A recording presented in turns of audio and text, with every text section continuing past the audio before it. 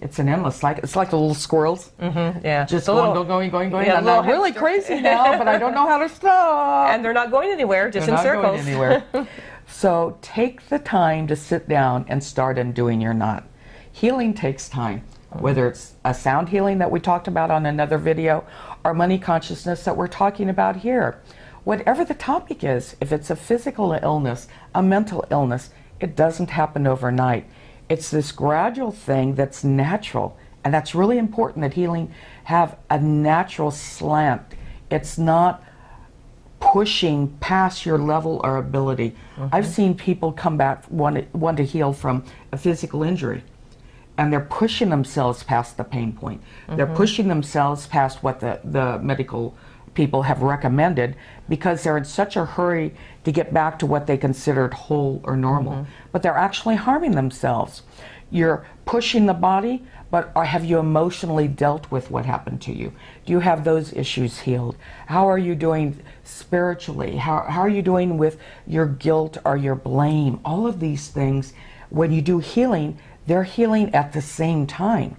They're separate, and you have the different flows, but it needs to be in balance or it's not going to work. You don't do all of them together. You don't have this whole, the centeredness, the integration. Something's always out of whack, which sets you up for failure, sets you up for unhealthy habits. If I am back in physical form, but emotionally I'm stunted, what am I going to do? I'm going to become obsessive about my exercise, obsessive about my running, obsessive about being in perfect physical form and having the great muscles and doing all of that. And over here I'm a basket case because I'm emotionally stunted and I'm unable to give our love. And then I start spending all my time doing the physical things, and now I don't have relationships, right? Because it's going to take me X amount of time to get all my reps in and do everything I'm supposed to do. Or even X amount of money, you know. X amount of money. Speak a little bit on the responsibility. You know, I see sometimes people that are in debt or have money problems, and they want to blame it on someone else, that someone else is doing something to them. But, you know, to me it all comes back to self-responsibility. Why am I looking at why they're, you know, why am I saying that someone else did it to me? I think it comes back to honesty. Any kind of healing has to be done honestly, and it has to be in integrity. And before we can heal, we have to admit what actually happened. We have to admit our part in it. Otherwise, there's a part of us that's always over here hiding that will never be healed and will never be, if you will, whole. Because a part of us is always going to be wounded. Right. When you take responsibility, you're empowered, no matter what was done. If I can say, instead of that man raped me, if I can change that to I chose to be raped because that's how I saved my life. If I hadn't chosen to surrender to that, I most likely would have been killed, maimed, mutilated, whatever. It sounds horrendous when you first hear it, but stop and breathe and think for a minute.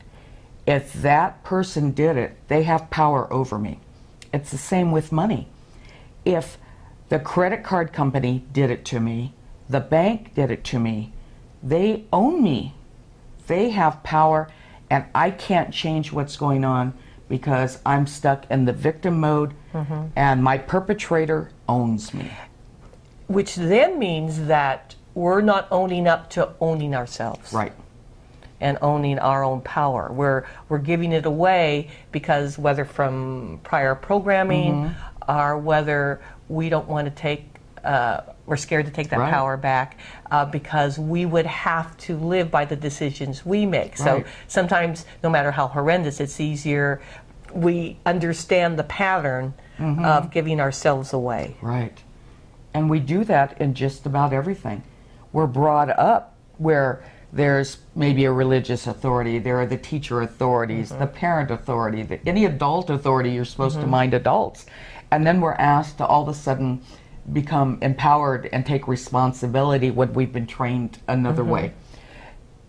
It's a big leap, but that is the only way to freedom. If you want freedom, if you want peace, if you want financial success, you have to take responsibility for your part in the co-creation. When you determine how you're going to handle your finances, you made a choice. You made a choice to commingle your monies with a partner. You made a choice to purchase that. You made a choice to sign that credit card slip. You made all of those choices, and if you kept signing the credit card slip and put yourself in this debt, if you signed for a house that was too good to be true, it was perfect in the moment, but it's not perfect now because everything changed. The credit cards maybe are not perfect now because everything has changed. Maybe you're divorced and you're on a single income now and you can't afford the mortgage or you can't afford the credit cards. The fact remains you can't ignore it, and hating them isn't going to help. You've got to take responsibility. I'm the only one that can change this. I'm the only one I have power over. If I want to change my situation, I have to be honest with myself.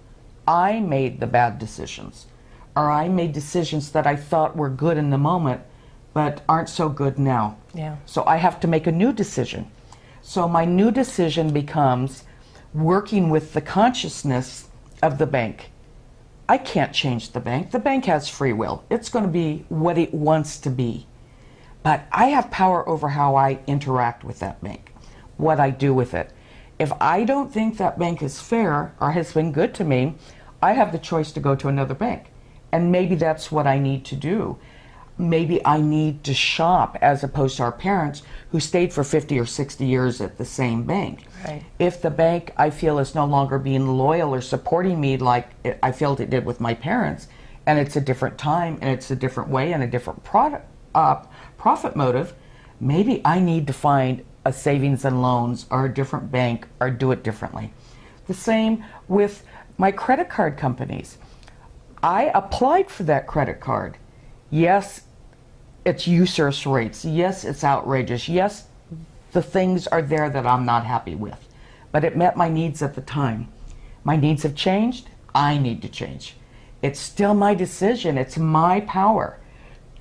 If I don't want to be with that credit card company, I pay it off and I go on to something else and I close out that account.